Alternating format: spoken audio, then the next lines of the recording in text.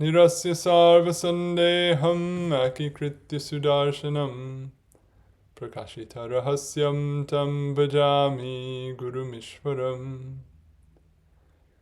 Itam Shri Radhika Prana Natha Pada Sarojayo Yena Premanubhutyasha Dattam Tam Shri Gurum Bhaje. Shri Govinda Pararavinda Marupananya Vilashojitan Purna Prema Rasotsavo Jalamano Vritti Prasannananan Shashvad Krishna Katha Mahamrita Payorasho Mudakelato Bande Bhagavatan Iman Anulavam Murdnani Patyakshito. Namah Shri Guru Krishnaya Nirupadi Kripa Kriteya Shri Chaitanya Rupo Bhut Tanvan Prema Rasam Kalo Jayatam Surato Pangor Mama Mandamate Gati Matsarvasva Parambojo Radha Madana Mohano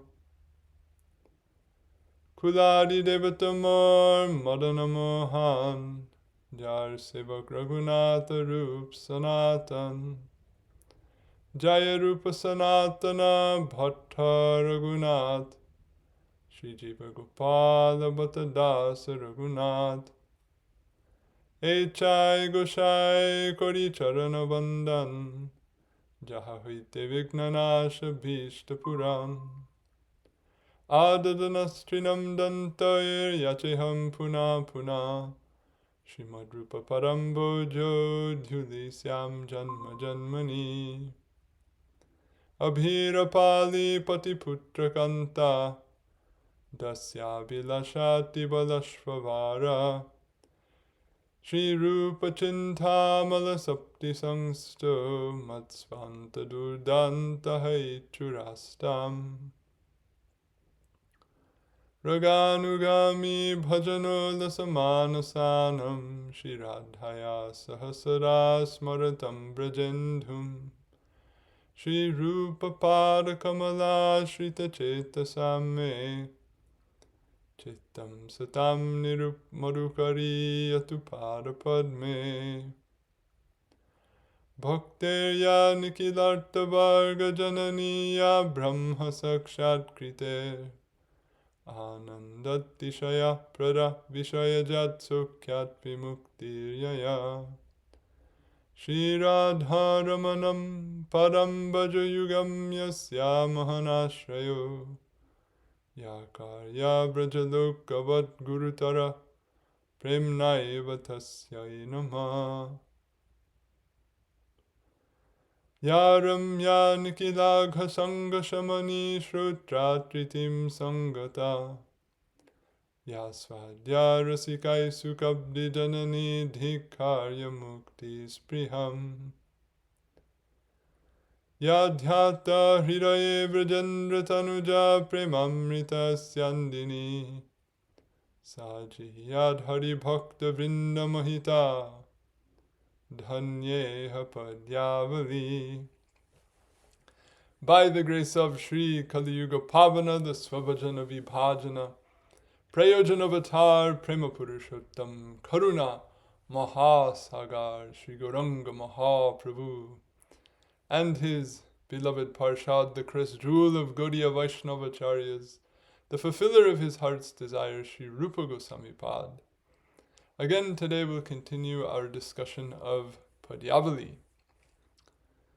And in particular today, we're proceeding in our discussion of the essential nature of the Guru-tattva, with reference to this verse in the section about Bhagavad-dharma-tattva, where various unfavorable attitudes are censured, such as, quote, the notion of a man in relation to a guru, or the idea that the guru is merely a human being.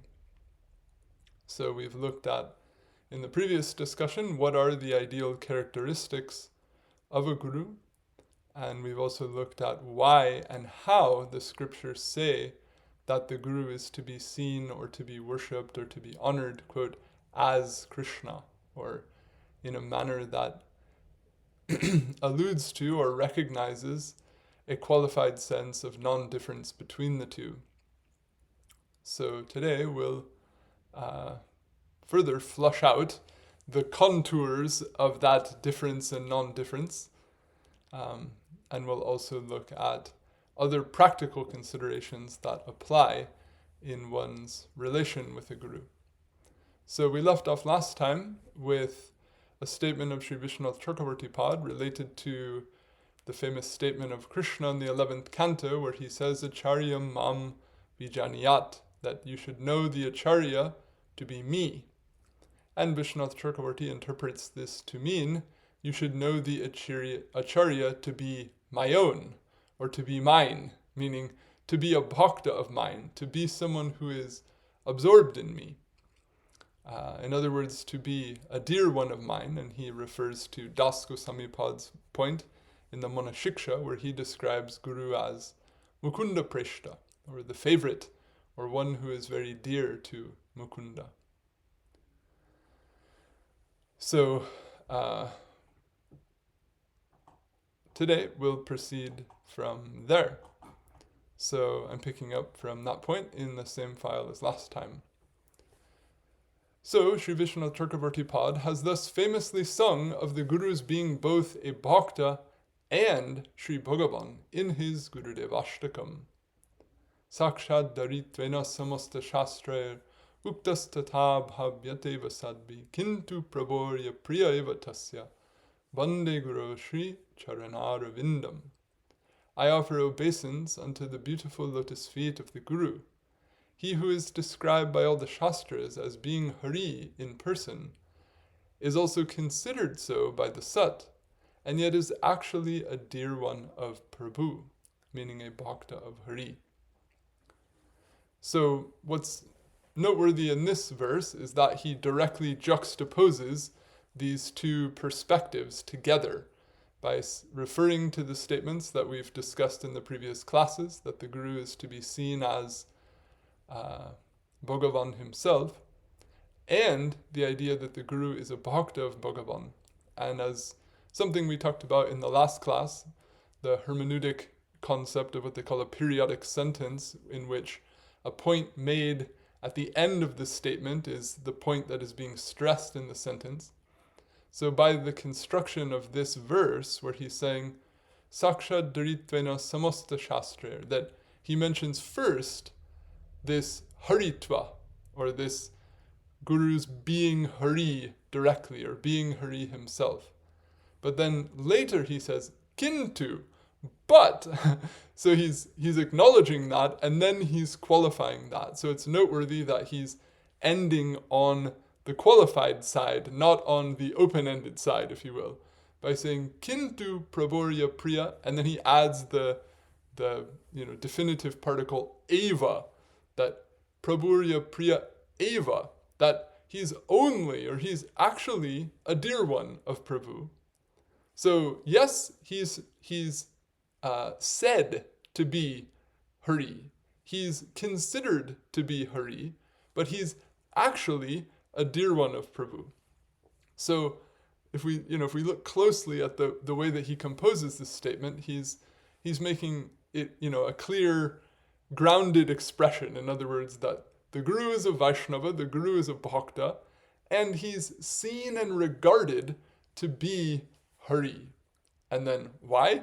For all the reasons we've already discussed, and for more we'll discuss now. So, if we, read what's being said attentively, we can get a balanced understanding.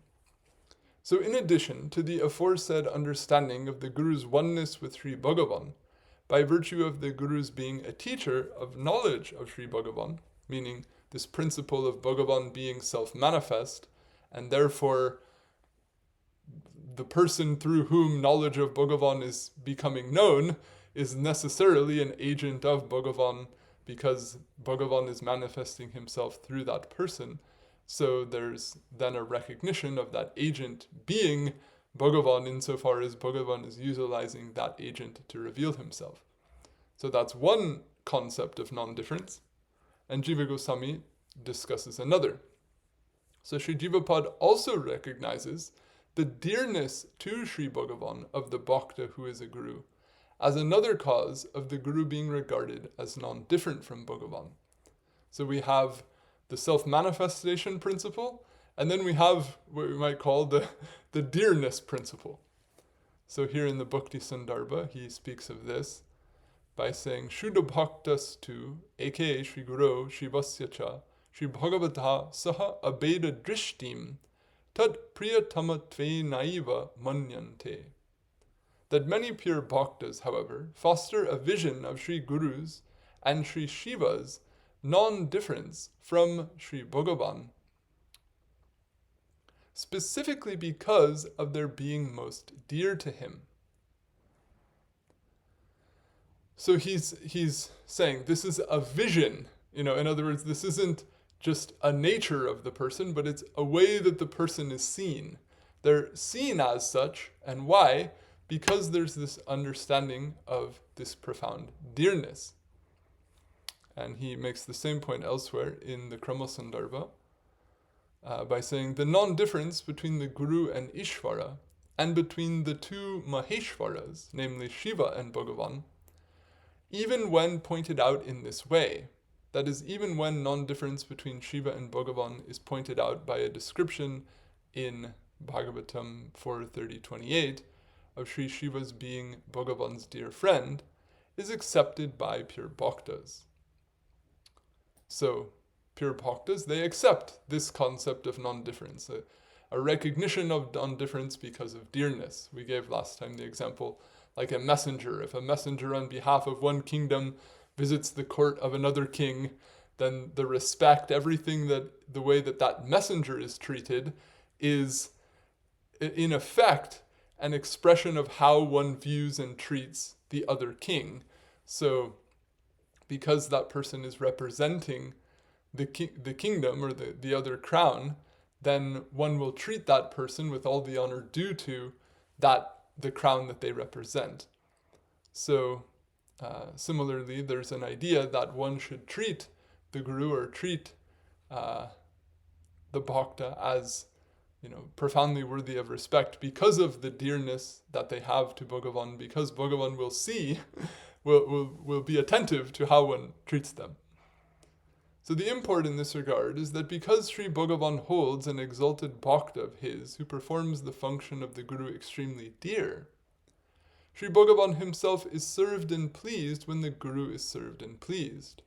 And conversely, Sri Bhagavan himself is offended and displeased when the Guru is offended and displeased. Sri Jivapad cites a verse in this regard. So, this is in the Bhakti Sandarbha. It says, Yo mantra sa guru, sakshat yo guru sa hari swayam, gurur yasya bhavet tushtas, tasya tushto hari swayam. The mantra is directly the Guru, and the Guru is Hari himself. Hari himself is pleased with one with whom the Guru shall be pleased. And Sri Chakravartipad has also sung of this same point at the conclusion of his Gurvashtakam. So, Yasya prasadad bhagavat prasado, yasya prasadan nagati kutopi, dhyang stubang sisyas trisandyam, bande guru Shri Charanarvindam. I offer obeisance unto the beautiful lotus feet of the Guru, meditating upon and praising at the three junctions of the day the glory of he by the satisfaction or favor of whom Bhagavan's grace manifests, and by the dissatisfaction or disfavor of whom there is no refuge to be had for anyone, anywhere, meaning not even from Bhagavan. The underlying point is that because a disciple's actions in relation to the Guru reflect directly into their relation with Sri Bhagavan, the Guru is regarded as being Bhagavan himself. Sri Jivapad explains the basis of this oneness based on the mutual dearness of Sri Krishna in his bhaktas in Priti Sandarbha, Anucheda 65. So, this concept of the way you treat the Guru reflects in one's relationship with Bhagavan is to be conceived of as the Guru being dear to Bhagavan, Chakravarti Pad having used the word Priya there in the previous verse, that he's Prabhu's Priya. So what is it that causes this such a dearness that an effective or a practical oneness comes about? Then Jiva Goswami gives an ontological viewpoint of that as follows. So he says, some particular function of the Ladini Shakti, abounding in all bliss, and being eternally cast only into bhaktas, exists by the name of Priti for Bhagavan. Then, by experience thereof, that is, by experience of this vritti of the Ladini Shakti known as Priti, when it is expressed to Bhagavan by the bhaktas into whom Bhagavan has cast it, Sri Bhagavan also feels pleasure in profusion from his beautiful bhaktas. Therefore, Sri Bhagavan describes the mutual absorption of the bhakta and Bhagavan in one another that occurs because of that happiness. So he says, the sadhus are my heart, and I am the heart of the sadhus. They do not know anyone other than I, and I do not know anyone other than them in the least. As a red-hot iron or another object is called fire because of an acquisition of oneness with fire, as a result of extreme immersion. That is, as a red-hot iron is sometimes referred to as fire because fire has become completely infused into it, here too a description of non-difference is made. This is the meaning. So, a piece of iron is not fire, but it effectively becomes fire, is treated like fire, is spoken like fire, because so many of fire's qualities or power is imbued into it. Then something like that, when this Ladini Shakti is coursing back and forth between the heart of Bhagavan and the heart of the Bhakta, then there's so much heat, if you will, or so much bliss that unfolds from that coursing of the Ladini Shakti back and forth, that there reaches a state of total attentiveness, of absorption, of mutual endearment, such that the two become effectively, you could say, inseparable, or they become mutually co-identified with each other, such that they regard the other as their own, or as an aspect of themselves. And in that way, there becomes an acquired state of non-difference between the two. So the import here is that Sri Bhagavan says he is the heart of bhaktas, and they are his heart, because their hearts have acquired a state of oneness as a result of the intense absorption of their hearts in one another, produced by the joy of priti for one another. Bhaktas are thus not literally Bhagavan's heart, and Bhagavan is not literally the heart of his bhaktas, yet they are spoken of as being one by virtue of their absorption in one another, there's a typo, produced by their mutual priti for one another.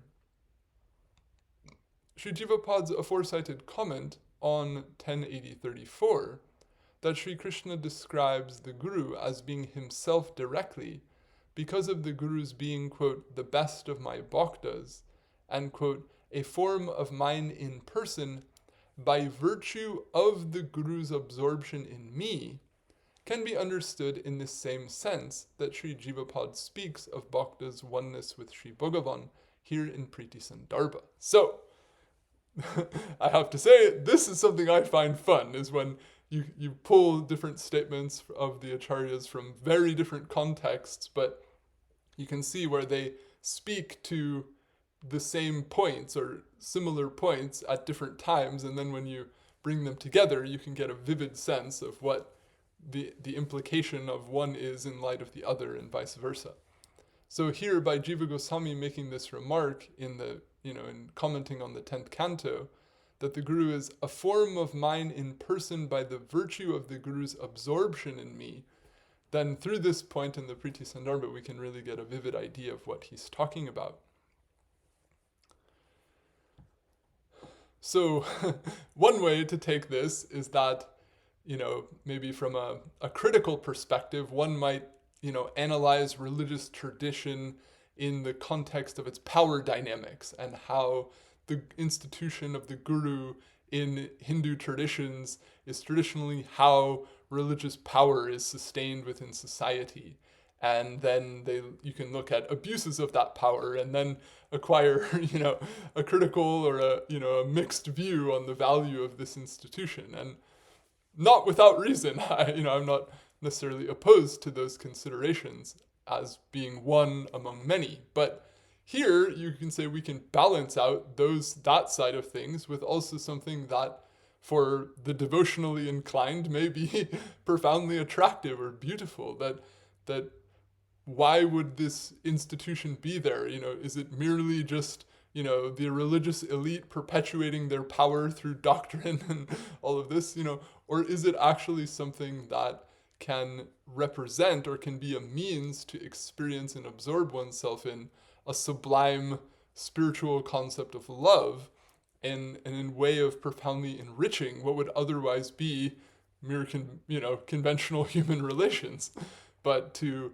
utilize these theological principles to create a level of depth to such a relationship is, in the view of faithful followers of the tradition, as, a sophistication of the tradition, enrichment of human society, a profound asset to, culture and, aesthetic or, sentimental aesthetics as a whole, what to speak of their, spiritual value along with them. So, anyway, just a thought or two in that regard. Thus, it is to be understood that the Shastra's descriptions of the Guru as being Bhagavan himself are figurative. The Guru is not literally Bhagavan, but rather is a bhakta of Bhagavan who is to be shown the highest regard because this bhakta is greatly dear to Bhagavan, and because this bhakta serves as an agent by which Bhagavan self-manifests himself by way of conveying knowledge of himself and realization thereof. So this is sort of crunching the whole point here, that all these statements that the Guru is Hari and so forth, they're not meant to be taken, at full, you could say, mukta pragraha nyaya, or, not to let that run free rein too far, but rather in this qualified sense, they're meant to be understood. Or in other words, if we look at those statements in the light of the works of the Goswamis, then these are the parameters that they chalk out that concept, or they recognize the application of that concept along these specific lines, and not necessarily just whatever lines whoever wants to decide for themselves, although obviously, cults have long existed and continue to exist, and people will prefer to take liberties with things as they wish, so that's all fine. But for those who prefer, what we would arguably call a Shastric approach, or at least, a Sampradaic approach, then there are these checks and balances and these refined perspectives, which, when understood, can give a tradition the chance to stand the test of time and to, be a means of enriching people's lives without, or at least minimizing the degree to which it can be twisted into something that is used to exploit them. So, Sri Jiva Pod further attests to this by affirming the value of offering worship to Bhagavan's form as the Guru at the Yog Pit in Sri Bhagavan's divine abode. So, we can also see this point in the Bhakti Sandarbha, where there's recognition of the, quote, Samashti Guru in the Yog Pit, which simultaneously shows that there's a divine nature of, a worshipable divine nature of the Guru that's deeply cherished within the upasana and within the sentiment of the follower of the path of bhakti. And yet at the same time, there's also a recognition of that Guru being not Bhagavan himself, but a bhakta among the avaran, or among the many companions and assistants of Bhagavan in his Yog Pit. So this also is relevant for getting that balanced perspective. So Jiva Goswami describes it as follows. worshipping the shoes of Sri Guru in Bhagavan's dham during worship of Sri Bhagavan at the Yog Pit is appropriate, since the very Bhagavan who exists here in the material world in the form of the Guru, on account of the Guru's being a manifestation of Bhagavan as a bhakta, by virtue of Sri Guru's being an individuated form of Bhagavan, exists there, that is, at the Yog Pit in Sri Bhagavan's dham, at a spot to his, meaning Bhagavan's own left, in that form, that is, in the form of Sri Guru, also as a manifestation in person, by virtue of that form of Sri Guru's being a collective or samashti form of Bhagavan. That is, the form of Sri Guru present and fit to be worshipped by all at the Yog Pit, that should be at the Yog Pit in Bhagavan's dham, is the collective form of Sri Guru, the innumerable individuated or vyasti forms of whom manifest respectively to individual sadhakas in the material world. So, the idea here is that Guru is, you could say, a delegated function or a delegated aspect of Bhagavan, which is recognized to be different and non-different from him, and that there's a singularity and a plurality to that manifestation. So there's a recognition of a singular fundamental aspect of that Guru-ness of Bhagavan, if you will, who's has a role as one of the many assistants to Bhagavan in his lila, and that can be collectively worshipped by all, and then that samashti Guru can have innumerable individual manifestations in the lives of individual people according to the time, place, circumstance in which their life unfolds. So in that way there can be an understanding that although people throughout time will essentially have innumerable different gurus, in worshipping quote-unquote the Guru, there's also a sense of one all worshipping one Guru, or seeing that there is a oneness to all gurus insofar as all of them are an expression of this functional capacity of Bhagavan. So this type of understanding can also balance out the tendency to become highly preoccupied with the personal particulars of one's individual guru. And there's, that can be harmless and even enriching and endearing, and actually is necessary to a certain extent. In other words, you can't actually honor or serve anyone without attuning to their personality and who they are, and applying the principles of service and respect and love according to the specific character of that individual. But if some of those individualized characteristics get sort of elaborated out into a way where now every guru everywhere, not just mine, has to have this or that, or must be this way or that way, or can't be this way or that way, then it can become, overstretched, if you will. So this point of there being, the capacity for the Guru to expand in innumerable forms, and then with that a tacit recognition that each one will have an individuality of their own. Bhakti means exactly that. So the fact that they will differ, that they'll have different physical appearances, slightly different personal characteristics, different preferences, etc. This is all to be expected and is quite natural and quite all right. So, an attempt to create like a standard guru stereotype or a fixed guru archetype, if you will, can also be unnecessarily limiting. And historically, there have certainly been certain sort of hero characteristics that have been long championed throughout many hagiographies and have created a bit, if you will, of a template that many are accustomed to. But we can say that, it's not too bad, or in other words, it's not so pervasive that it's become entirely reduced to, some mere repetitive forms. There still is very much, a broad diversity and a recognition of the value of that diversity. And just as we see that Rupa Goswami in the Bhakti Rasamrita Sindhu, he speaks about how there are numerous bhakti-yangas or paths of sadhana, and that an individual is to perform them according to their own vasanas. Or in other words, it's not that everyone has to do all the exact same practices, but rather those practices that suit the psychological attunement of the individual, those are the ones suited to them. So in the same sense, who will be the guru of any particular aspirant, that will have very much to do with the particular mentality of the aspirant.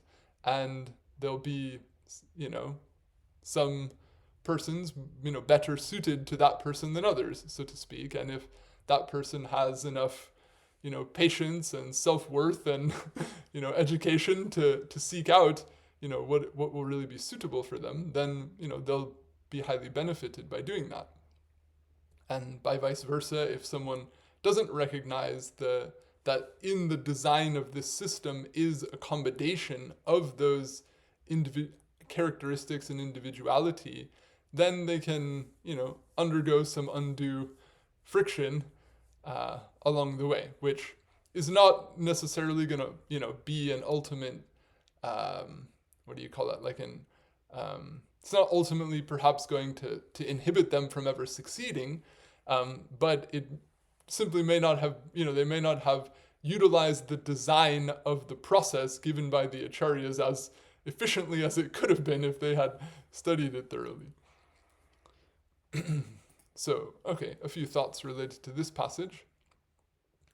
And also, the last thing I'll just add in this regard is that although Jiva Gosvami does give this statement in the Bhakti Sandarbha, the quote yog pit that he's speaking of here is, he doesn't add further details, so it's, you could say, entirely generic.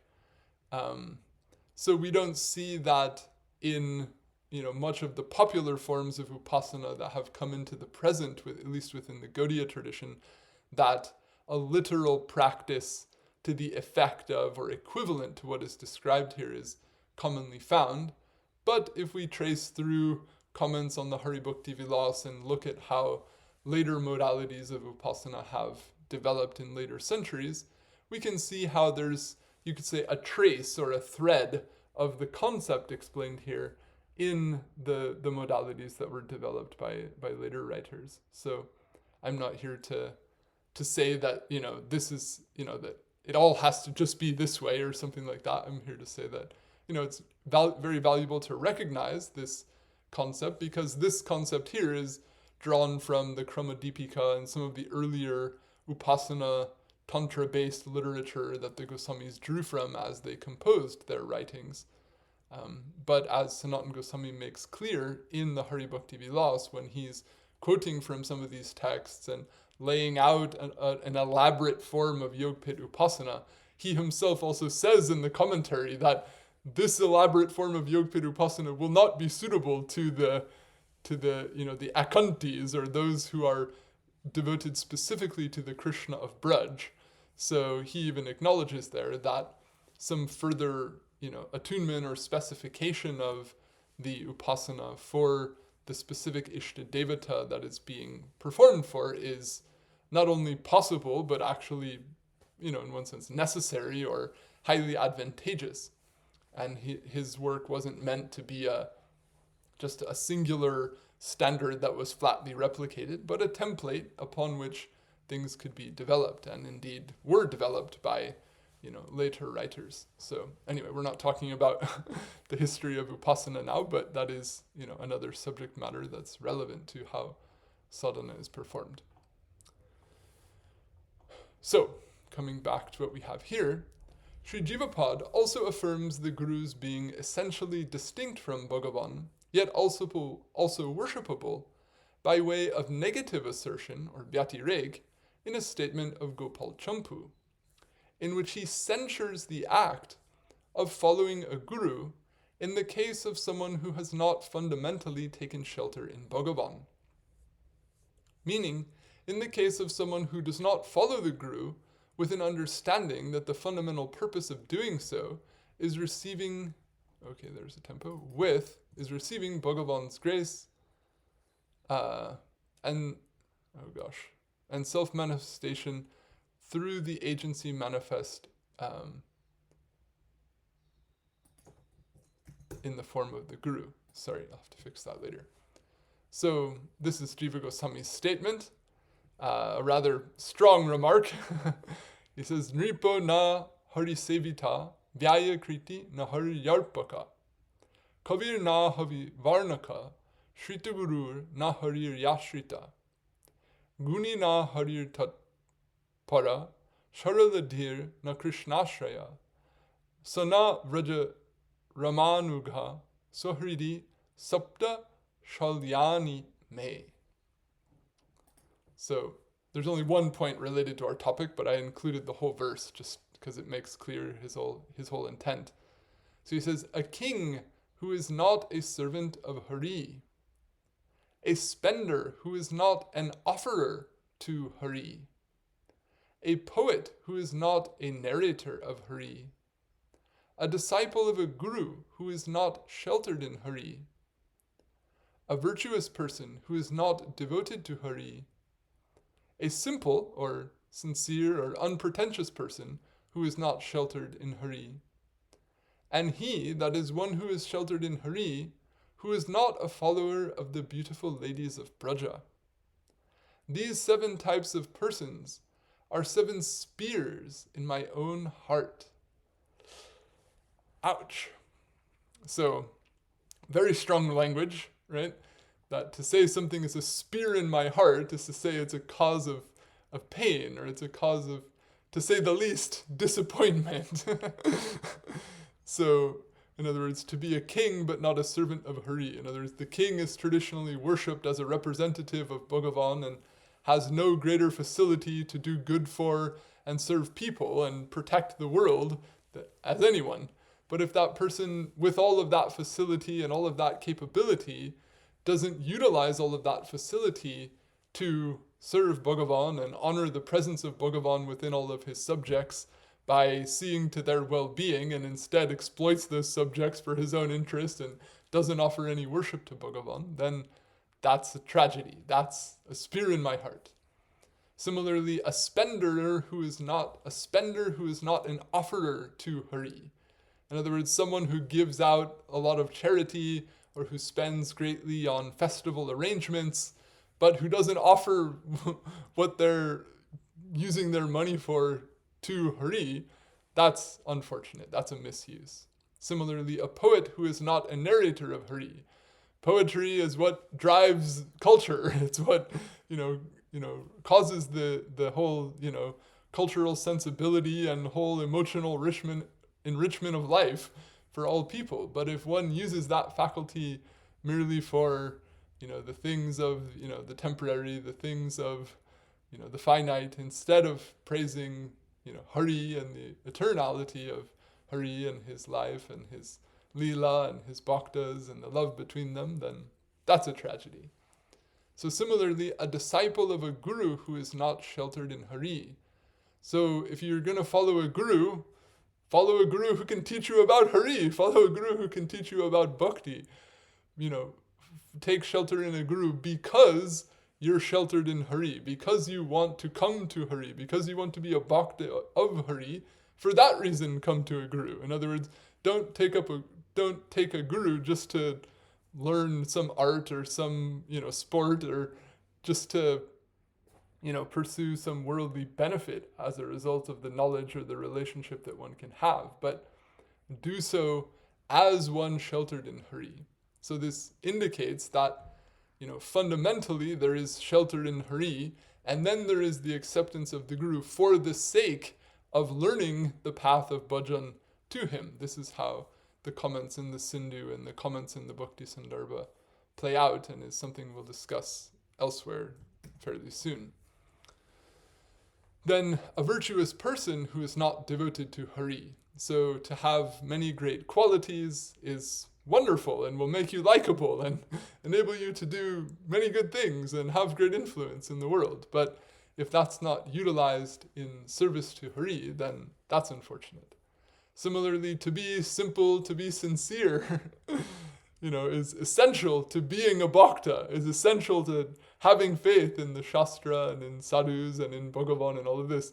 But to have that wonderful quality, but then, allow it to have you carried off only with lesser things than with Bhagavan and Bhakti, then that's also sad. And moreover, to take shelter in Bhagavan, to have the sincerity necessary to be sheltered in him, but at the same time to not appreciate the ultimate ideal of the gopis, to not appreciate the ultimate, spiritual merit of gopi bhav. That also is sad to miss. This is his view. So I just quote this verse to show that by describing, quote, a disciple of a guru who's not sheltered in Hari, the implication is that fundamental to accepting a guru is having shraddha in shastra. Why do you accept a guru? Because the shastra says so. Why appreciate those things in the first place? Why learn a path? One learns a path to come to a goal. Fundamentally, if the goal isn't really Hari, then whether you accept a teacher or not, you're not actually going to proceed towards that. In general, obviously, maybe someone is a bit confused, and by the beneficial influence of having a teacher or other sadhusanga, that can rectify their focus. So we don't need to take this excessively literally, but from a principled perspective, this also, furthers our point and theme. And another way that Jiva Goswami brings this point out comes at the very end of the Bhakti Sandarbha in a very delightful expression. So Sri Jivapada also concludes his Bhakti Sandarbha with another verse of his own that further affirms that a qualified perception of non-difference between the Guru and Bhagavan is to be fostered by virtue of the Guru's being regarded as an agent of Bhagavan's self-manifestation and grace. So he ends the Bhakti Sandarbha with this prayer: Guru Shastram Shraddha Ruchiranugati Siddhiriti Me Yadetat Tatsarvam Charana Kamalam Rajatayayo Kripa Madvikena Snapita Nayanam Bhojayugalo Sada Radha Krishna Vasharanagati To Mamagati. Guru, Shastra, Shraddha, taste, service, and attainment. Radha and Krishna, whose lotus feet manifest as all of these to me, whose lotus eyes are always moistened with the nectar of grace, and who are the shelter of the refugeless, are ever my shelter.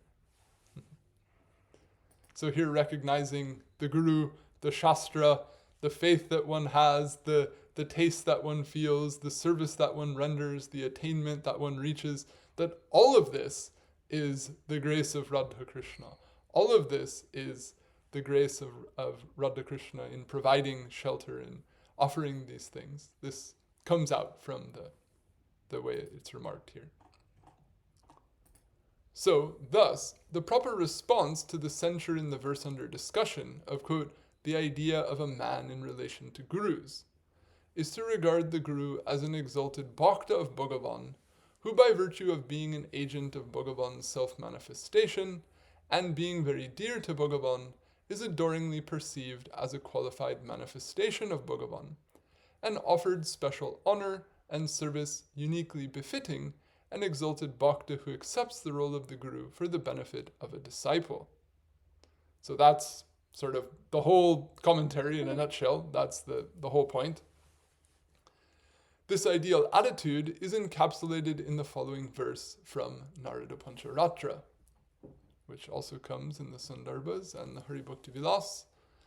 Vaishnavam Jnana Bhaktaram Yo Vidyad Viṣṇuvat Gurum Pujayat Vang Mana Kayai Sa Shastragya Sa Vaiṣṇava Shlokat Padasya Vaktapi Ya Puja Sa Sadaivahi Kim Punar Bhagavad Viṣṇu Sarupam Vitanoti Ya.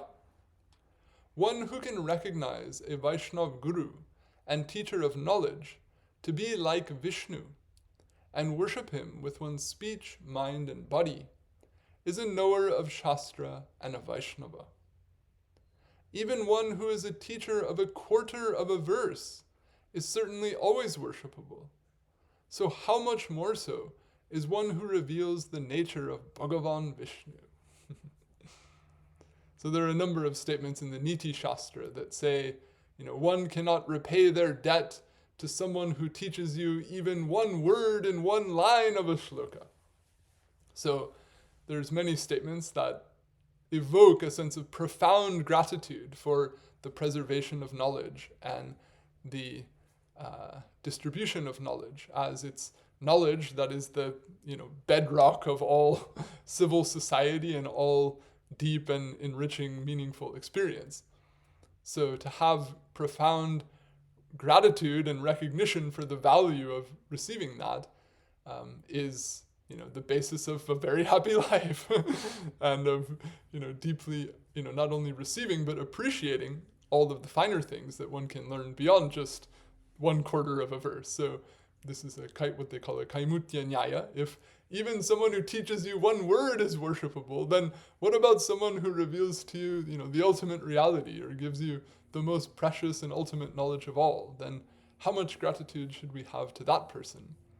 So therefore, if one can recognize that someone who's giving that knowledge is actually like Bhagavan himself, or that this is actually the grace of Bhagavan himself coming through that person, then that person is a knower of the Shastra. In other words, that person got it.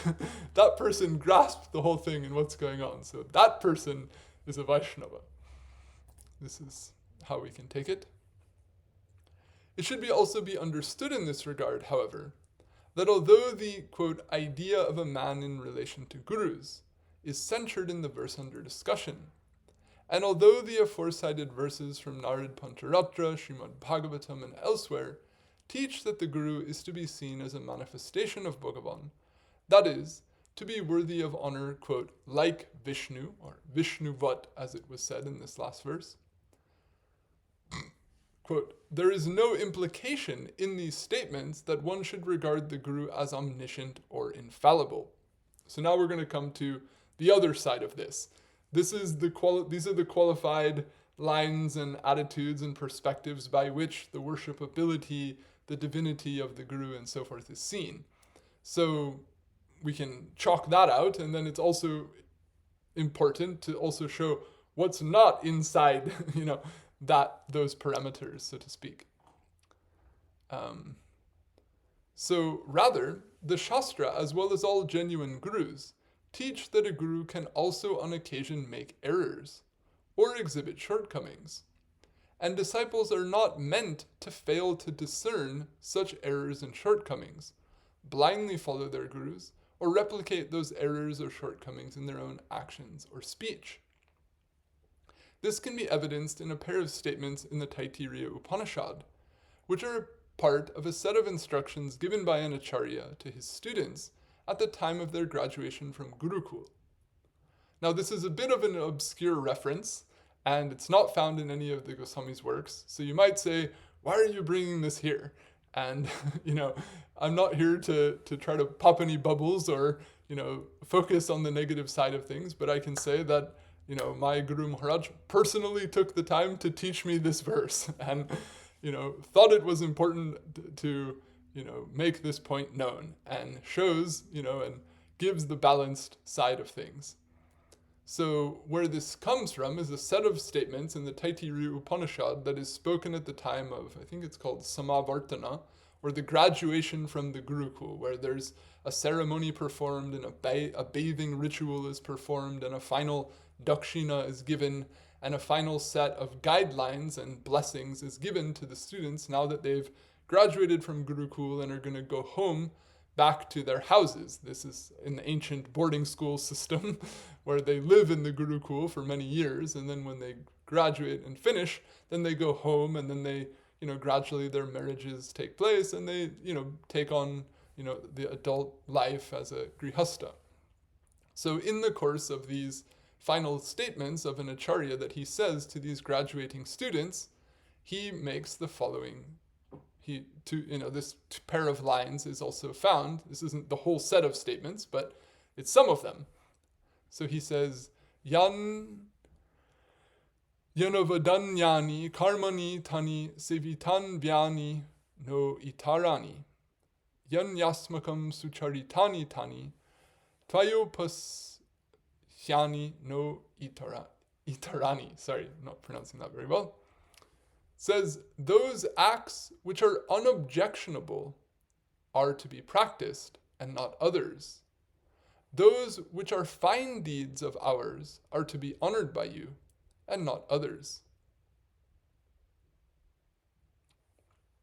The purport in this regard is in regard to these final instructions of an acharya to his students, is that his students should not simply replicate whatever it is they have observed him to have done and said, but rather that they should understand the intended meaning of the shastras and principles they have learned from the acharya, and act in accord with the intention of these. In these aforesaid instructions, the acharya is openly acknowledging that neither his own actions nor the actions of other learned persons are necessarily always perfectly in line with the intention of Shastra, and that a disciple is fundamentally instructed not to blindly follow whatever the acharya or other persons who may have been regarded in society as learned in the Shastra happen to do or say, but rather to personally strive to understand the intention of the Shastra and act and speak in accord with that. This purport has been articulated by commentators on this Upanishad. So now I have here Shankaracharya and Ramanuja Acharya's points on this verse. And it goes on for some time, so I don't think we'll get all the way through this topic, so maybe I'll pause here for today. And we can conclude this whole discussion of Guru-tattva and this final balancing point, if you will, in our next reading. So just to recap, we've gone over the two main lines along which the Guru is to be seen as non-different from Krishna, and how the Guru is so dear to Bhagavan and why, and so forth, and thus is worthy of, the highest respect, of the highest honor, and, profound gratitude is to be cultivated for everything that is received. But, at the same time, these statements are also made to show that while the Guru is seen to be God, so to speak, he's nevertheless recognized to be a bhakta, and also recognized to not necessarily be one who's perfect 100% of the time, nor need he be. So here in this statement of graduation at the time of the Guruhu graduation, the Acharya is saying, the acts that are not objectionable that I did, those you should follow, but not the other ones. Meaning, anything I did that wasn't actually right or wasn't actually ideal, don't follow that, don't copy that. And those things of ours that are worthy to be honored by you, that were well done, honor that, but not the other things. So what this creates is, a circumstance in which it's understood we're all pursuing a standard of excellence. We're pursuing an ideal of perfection. And not everyone is necessarily always going to hit a 10 out of 10 on everything. And that's okay. And so when there's collectively an understanding of the mutual pursuit of that ideal, then, students can, be taught and grasp what are the principles and then aspire to those principles themselves. Otherwise, you end up in, a game of what they call telephone. At least when I was a kid, that was what they called it, where someone says something into someone's ear and they say it into someone's ear and someone in someone's ear, and by the, a few, transmissions on, it's something else. So if people don't study Shastra, they just follow a guru, and the guru acts like this, and they say, okay, well, this guru is perfect, so whatever he does is whatever the Shastra teaches, so we don't need the Shastra, just do what he does and just do what he says. And then that follower of his starts going on and having followers, and then people think the same thing about him, and then whatever differences existed between those two, that gets, evaporated as, there isn't any ability to compare the two over time, and then a few generations along, you have everyone following the immediate predecessor without any point of triangulation to see where this was original to what were the original guidelines. And so, it doesn't take long for things to end up, in a very different place from where they started. And we can see historically how much, things have shifted in modes of upasana, in social norms, in, personal norms, everything, throughout the Gaudiya tradition within the native Indian context, now in the last century especially as it's spread beyond, the Indian subcontinent, how many other, linguistic and cultural and technological shifts have happened. You have vast amounts of, diverse circumstances. So if in the course of all this discussion, we can, see that to understand how these things were originally designed, how these points are described in the works of the Goswamis, in the Bhagavatam, in these texts that we accept as our fundamental premise or as the organizing,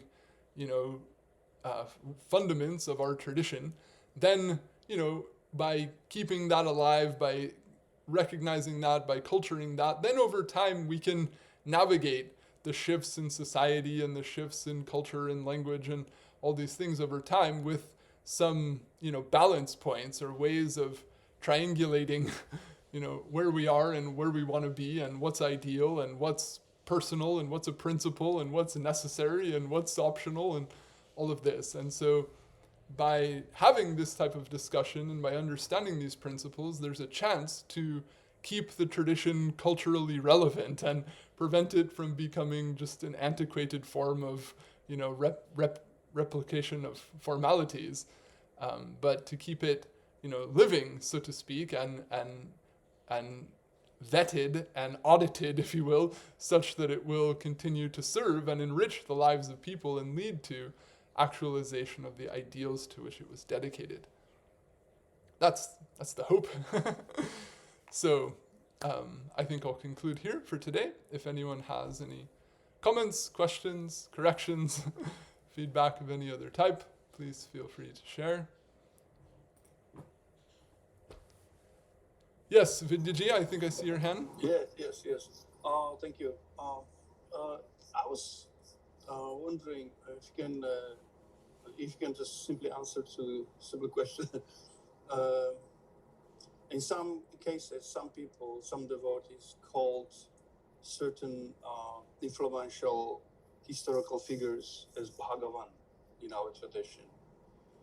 And what is the criteria, or who is actually allowed to be called Bhagavan, siddhantically speaking? Of course, you explained the Guru is the one that's equal to Bhagavan. It's okay, but there are varieties of personalities. What is the requirement really to someone be allowed to be called Bhagavan? Although I'm asking because there are different gurus in our tradition or different traditions, also aiming in Vaishnavism. Personalities appearing without sampradaya, pop off somewhere, or just having very vague parampara behind them. It's just like ephemeral, like how call it? It's a personality that pops up from basically no background, and people start worshiping that personality because of the charisma or knowledge or association or whatever, and calling those personalities Bhagavan because they represent God, the avatar. And I was wondering, what was the criteria? Specifically.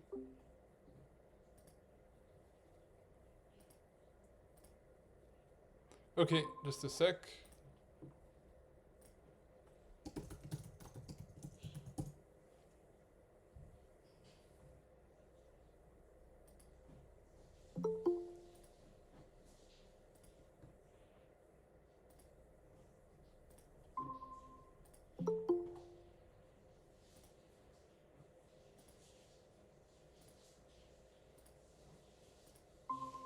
Sorry about that. You were saying, what's the criterion?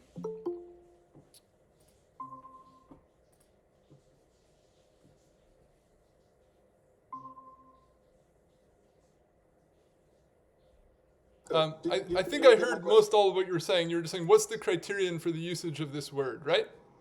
Yes. Okay. Because some people just loosely call someone Bhagavan, and I say, why? Like, does he deserve to be called Bhagavan, right? Yeah. Especially with his background, he's dubious or unclear, no parampara or just twisted parampara. We don't know what is the alliance. Really, Siddhanta is maybe drifted off of the center. Still, the followers will call the person Bhagavan. So is it wrong or not wrong? Is it correct? Because that person represents... I think I got your drift. God. Okay. So, ultimately, culture and language are intertwined. And over the centuries, various theologians, various poets, they have used words in such ways that they acquire certain degrees or depths or power of connotation, so to speak. And so certain words can become very powerful because of the cultural connotations that they've acquired through centuries of usage, or by, a particular prominent acharya having defined terms in such ways. But we know that ultimately, all of, whether it's Rupa Goswami or Vallabha Acharya or Shankaracharya or other persons who created technical categories using particular Sanskrit terms, that ultimately they're trying to teach concepts, and they're using particular Sanskrit terms to do so with specified definitions. So we can evaluate, certain persons according to certain sets of characteristics when a certain word has been defined with a certain set of parameters by such and such acharya, and then we could say, yes, this person fits the characteristics, is worthy of being given title A or title B, or, in the last class we were just talking about a guru and the characteristics in the Gita and the Mundaka Upanishad and the Bhagavatam for who a guru is. So then you could say, does this person have these characteristics? If you think so, then this title could be used to describe them. Maybe not everybody agrees, right? Not everybody accepts the same person as a guru, but they might say, well, if you see that person that way, then you can call that person your guru. That's true for you, so to speak. And generally, that has, some degree of social acceptance. So in this case, there's always a certain relativism of whose definitions you want to use. In other words, if we have our definition, let's say, from the Bhagavatam of the word guru, or we have a definition of, let's say, siddhi in the path of upasana given by Jiva Gosvami, and then we say, is this person a siddha bhakta or not? Is this person fit to be called a siddha mahapurush or not? And then if we apply definition A from Jiva Goswami of what is a siddha, then we can say, yes, this person is a siddha. And society, they might say, but this guy, he's never done any miracles. He's never done any big, great works for the community. Why should we call him a siddha? Just because he had some mystic experience somewhere by himself. And people might not accept. And vice versa. Someone might not have ever had what Jiva Goswami calls siddhi, but they might have performed some miracles and impressed a bunch of villagers and be famous as a siddha mahapurush. So society is happy to call them a siddha, but they wouldn't fit our acharya's definition of a siddha. So who's a siddha? It depends whose criterion you want to take. So similarly, who's Bhagavan? If we look in the Bhagavatam, the word Bhagavan is used quite liberally. The word Bhagavan is used to describe Krishna. It's used to describe other avatars. It's used to describe rishis like Narada. It's used to describe elders like Drona. It's used to describe friends like Arjuna. It's used to describe anyone who's Bhagavan, or possessed of excellence, possessed of some greatness. So depending on, how you use it and what is the intent to be using it, you could scale the propriety. Now, in popular speech, Bhagavan in modern Hindi and Bengali is more or less synonymous with the word God, and thus to call someone Bhagavan is like calling someone God. And, in English, they, have this phrase that so-and-so is a quote-unquote God man. In other words, that people think he's God, or people treat him like a god. So to call someone Bhagavan is more or less practically, in the broadest connotation, socially speaking, like that. Now, who's fit to be regarded as such? Well, only the people who got his mercy, and we got his mercy, therefore we see. You didn't get the mercy, therefore you don't. Therefore you're wrong, therefore we're right. You'll never be able to truly convince people or say that we're right and you're wrong. We're fortunate. No, you're fortunate. No, we're blessed. No, you're not blessed. You can't ultimately create a criterion that, quote unquote, proves anything objectively or universally in that respect. Okay, I understand. Okay, I got a point. May I have another question? Sure. Yes. When you recited the shloka of disqualified people have no affinity for Hari. One of them was a disciple that took shelter, didn't take shelter in Hari. So does it mean a disciple who is not Sharanagata?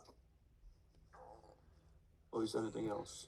I mean, it's a general statement, so it could refer to someone who is not following the path of bhakti, but accepted a guru for some worldly purpose.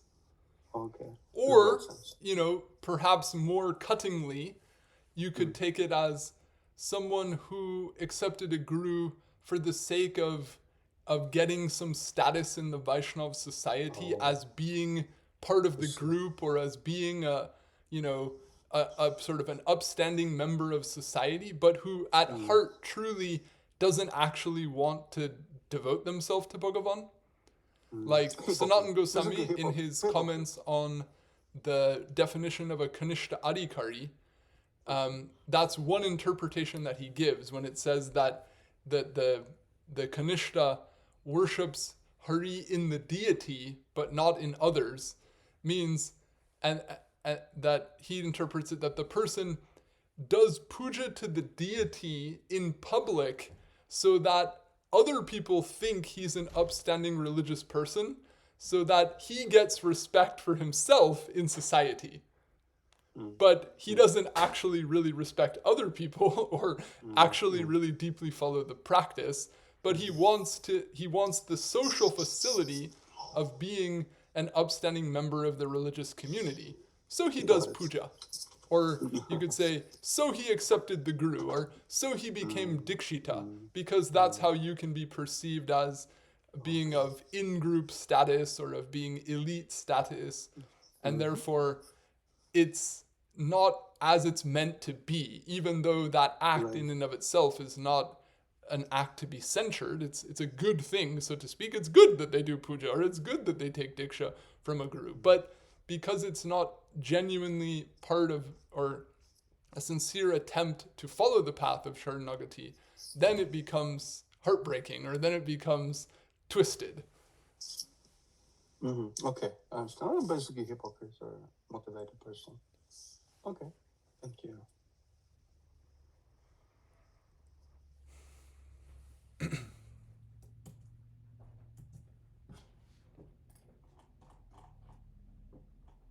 All right, well, I think we can conclude there. So in our next reading, we'll finish this whole discussion on the topic of the Guru, and we'll flush out the points made by the Acharyas on this statement in the Taittiriya Upanishad.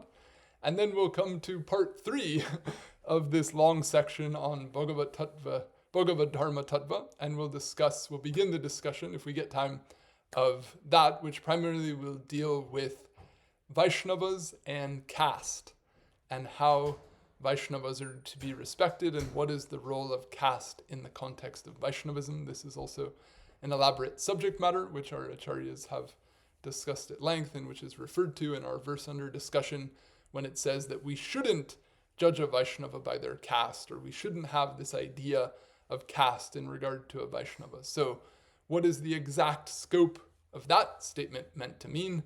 we'll dive into that subject next. Vaishnavebhyo Namo Namah. Jai Shri Guru, Jai Shri Gaur, Jai Jai Radhe Shyam.